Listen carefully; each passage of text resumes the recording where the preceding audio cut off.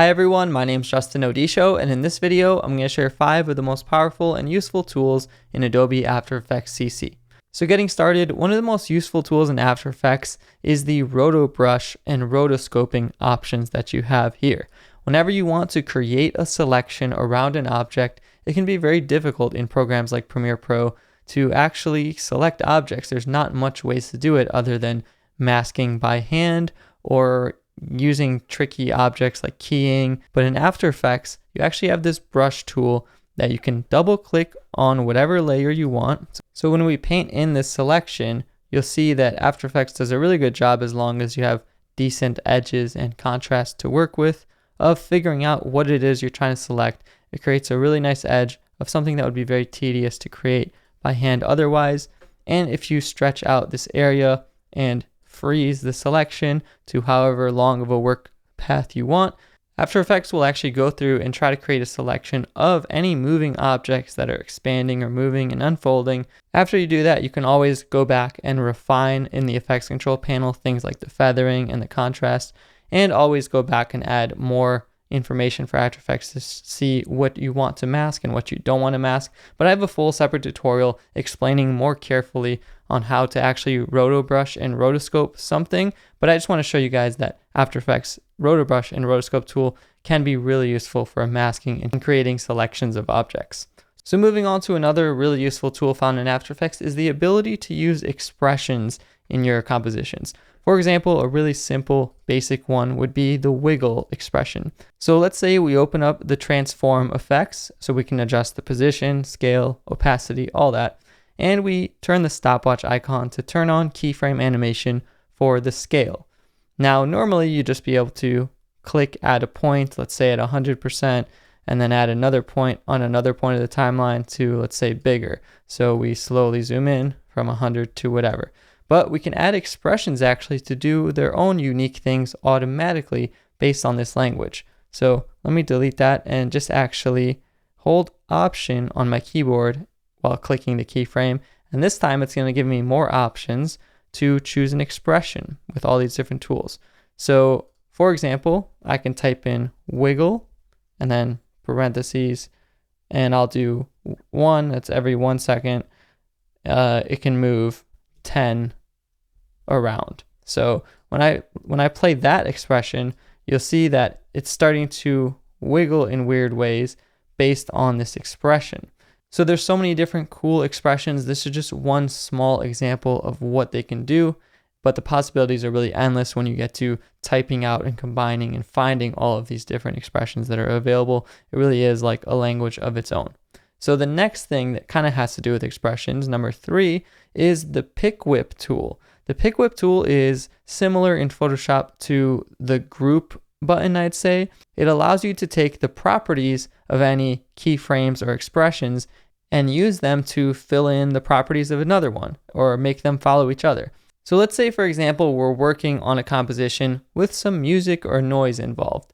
If I right-click that MP3 file, choose Keyframe Assistant, and convert the audio to keyframes, After Effects can do another really useful cool tool of creating keyframes based on the amplitude of the audio. So here we have a whole bunch of keyframes on the different channels.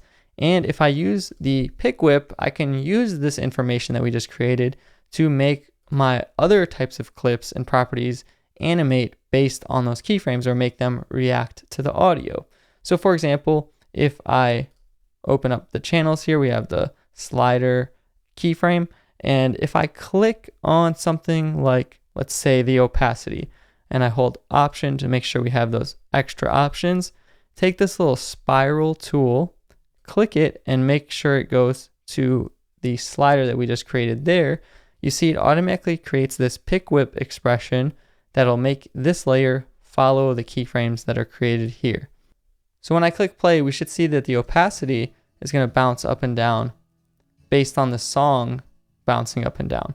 So I actually have a full separate tutorial on some more cool looking projects that you can create that are audio reactive, kind of like those audio spectrums and things like that. So I'll link that as well. But pick whip expressions are another very useful thing. Not only can you use them for sliders and different expressions, but you can make any layer parent another layer so that the properties of these layers move together, animate together, whatever you have them doing in unison. The next very powerful and useful tool that's unique to a program like After Effects is the ability to use cameras to simulate an actual depth of field or scene, an object. If I go to Layer, New, Camera, this is going to place a virtual camera that we can manipulate and see the whole scene in different ways and animate it in different ways. So we have camera 1 here, and if I use the transform options on the camera and the camera options, we can zoom in and out of the scene and even rotate the scene in different ways. With cameras and lights and shapes and text, you can actually move around the entire scene with dynamic lights and angles, and even create depth of field and aperture blurs for your effects that you're creating, which can really give you that professional polish and bang to take your projects and compositions to the next level with a virtual camera going through them. Finally, along with the ability to use cameras, After Effects has a great camera tracking for 2D or 3D type of tracking features in its tracker panel on the right hand side here. So you can use this to track the motion in your layer to certain tracking points and create keyframes from them, kind of just like we did with the audio. So if I was to place this tracking point on a well contrasted point on this man's jacket and analyze that target, you'll see that After Effects will follow those colors, follow that motion as best as they can, as long as they're not interrupted. And whenever we hit pause, it has created a path of keyframes for us to follow, and we can use those keyframes to make text follow along, to make shapes and pop-ups and more effects like that. I have a full tutorial on 2D tracking, which fully explains a good workflow to do that, but we have the possibility to 2D track. And when you're working with clips where there's 3D motion, through a hallway or through something, you can actually track the camera instead of the motion of the objects, which will allow After Effects to analyze the clip if it has the appropriate amount of camera motion and information to read from it, and place objects on walls or place text in points of the frame and move past them. I also have a full tutorial on this, which explains a good workflow for you to check out. So I'll leave a link to all of those things below. But in summary, those are 5 of the most useful, powerful tools that you can find in Adobe After Effects CC. So if you enjoyed this video, definitely leave a like on it below.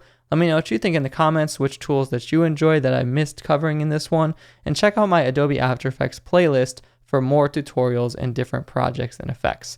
If you're new to my channel, subscribe to stay tuned for all of my future uploads, and follow me on social media at Odisho on Twitter and Instagram to reach out and stay up to date with me.